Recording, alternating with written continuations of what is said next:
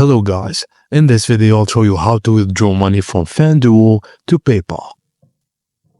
Firstly, open the FanDuel app or website and sign in to your account. Click on profile icon on the app interface or desktop, then select withdraw. On the withdrawal page, you'll see available payment methods. Select PayPal from the list. If you haven't used PayPal for deposits or withdrawal before, you'll be prompted to link it.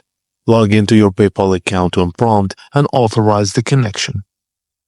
Enter and specify the amount you wish to withdraw from the FanDuel balance to PayPal, and make sure the amount does not exceed your available balance. Review the details of your request and click Confirm to initiate the transfer. Just wait for it because the PayPal withdrawals typically processed within 24 hours. And that's it guys. Thank you for watching, and please don't forget to like and subscribe for more.